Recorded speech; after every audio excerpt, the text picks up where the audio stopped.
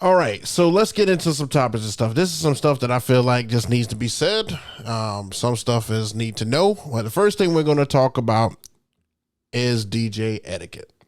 Okay, now we talked about crowd etiquette and stuff before. You know what a crowd should, a crowd should respect the DJ as far as his spacing and everything. But what about the DJ etiquette? Now, when I say DJ etiquette, I mean things like drinking on the job. I mean things like flirting and stuff with girls, getting girls to do crazy stuff because we're DJs. Anything that would make you be perceived as being unprofessional.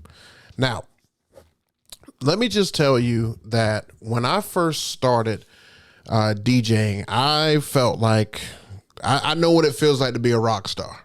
I know exactly what it feels like to be a rock star. You get out there, you do, you put on this whole show, people are drunk, and it's enticing to grab yourself a drink and be just as drunk as they are. But it is so bad. I have heard so many vendors who have horror stories when it comes to the entertainment side of it, as far as, people showing up drunk and drinking on the job and stuff like that. And me for one, I drank on the job. I did. I had drinks and stuff like that, but I'm one of those people where I'm a person who keeps his energy level and stuff up, even if I have had a few to drink. What I had to learn is that my etiquette and stuff behind the booth just had to be more professional because it allows for rebookings. I'll give you for instance. I had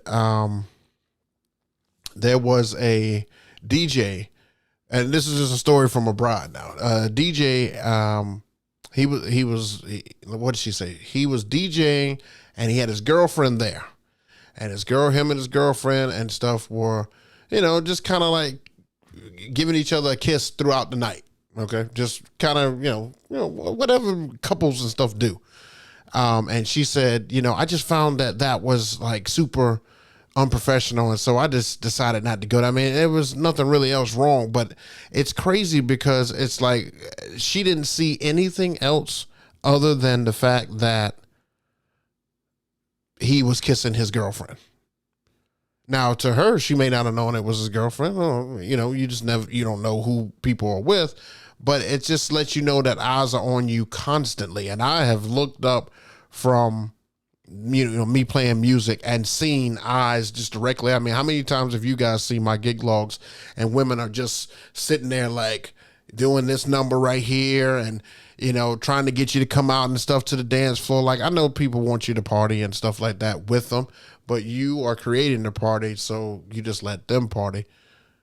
I had to learn that, the hard way, because you're looked at as an unprofessional person if you do these things, if you do these kind of things. And it's as simple as drinking. Like, I think, me personally, I think it's okay to have one drink on the job.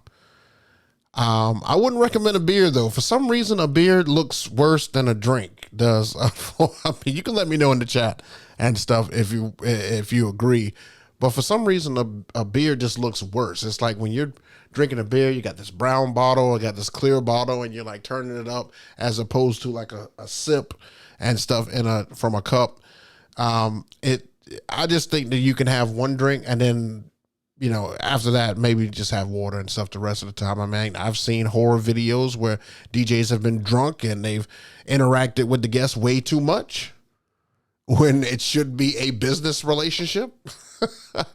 I've seen a lot, man. I've seen a lot. And I just feel like you should just let the guests be the guest. We're not the guest. We're the entertainment. We're the vendor. And part of getting rebooked is professionalism.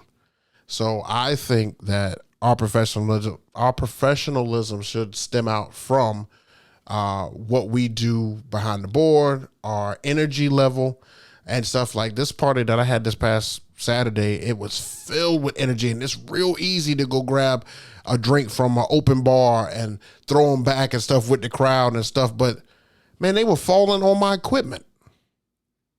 They were falling on my equipment, sloppy, drunk. And don't forget that even though you have those drinks and you feel like, you know, everything is cool and stuff at that time, don't forget you're the one that's got to take down the whole setup. Who's going to help you? You know what I'm saying? Even if you got an assistant and stuff, now you've put all the pressure on them. So it just doesn't look great. It doesn't look great. I don't mind fashion statements and stuff there, but as far as etiquette goes, as far as talking to girls, like, you know, girls shouldn't be having to give you like kisses and hugs and stuff like that for them to get a song played. Girls shouldn't have to perform favors or something like that to get a song played. Like, I've seen all this stuff, guys. I've seen it all. And I know that for that moment, we are rock stars and people want to be near us and next to us and people want to touch us and do all this stuff. You feel like we're just untouchable for that moment. But that moment does fade and you do have to live life after that. You just do. And all it takes is for one person just to say that you're unprofessional and you lose the venue, you lose whoever else they tell, because our business is, since everything is word of mouth, also your antics are word of mouth as well. So, you know, if you were drunk at a party or you felt up some girl or something like that at a party, that travels throughout the vendor circle. Good news isn't the only thing that travels in those circles, guys. So I'm just saying, your etiquette and stuff should just reflect what type of business person that you would like to be. I'm not saying you got to be uptight and fix your tie and stuff all the time. I just think, you know, if you're DJing, you're playing the music, you're keeping people rowdy, they should respect your space and you should respect them. Just real simple. Real easy. I never go to after parties with couples and stuff either. I get asked all the time. I got asked twice this weekend to go to after parties. I don't do it. I don't do it because, again, even though I'm not working, if I get sloppy drunk with everybody and stuff out there and I do something stupid, it's like that's the lasting impression that they have of me, what I did then. So leave me a comment and everything down below. Let me know what you guys think. If you agree, if you don't agree, what issues and stuff you guys have had. I mean, I know you guys have stories, and I know for some, this is hitting home. This is hitting home because this industry will do that to you. It will do that to you really quickly.